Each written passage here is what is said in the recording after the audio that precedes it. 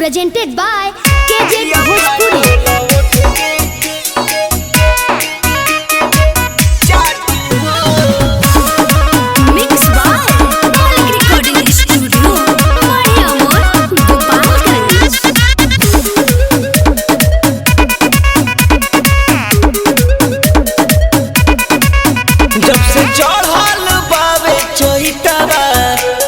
मनवो न लागे हो तहरा तो सुना कमाई हे राजा खाली हो भागे हो।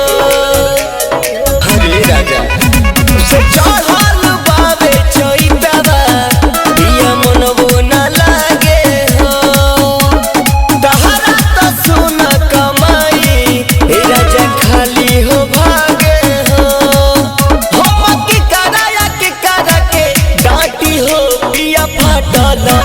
पिया फाटल उठ के जाती हो पिया फाटल उठ के जाती हो।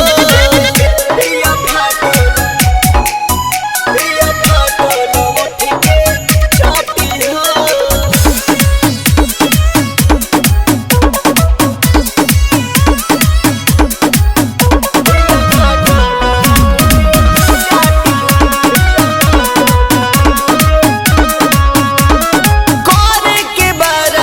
गेहूं के कटनिया मानी न मन बिना चटले चटनिया। अरे राजा बड़ा मन करता हो करे के राजा गेहूं के कटनिया मानी न मन बिना चटले चटनी जानी हमारा के ऐसे डांटी हो। पिया फाटल उठ के जाती हो पिया फाटल उठ के जाती हो।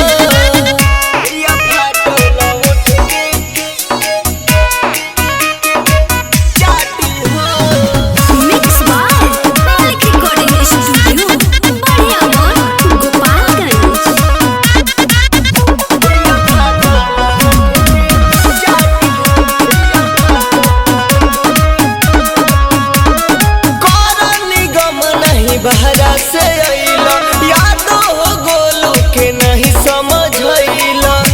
अरे बड़ा अति कइले बा करन निगम न बहरा से अइला सोहरा बराबी के नहीं समझइला। आमो में पड़ गइल आठी हो पिया फाटल उठ के जाती हो पिया फाटल उठ के जाती हो।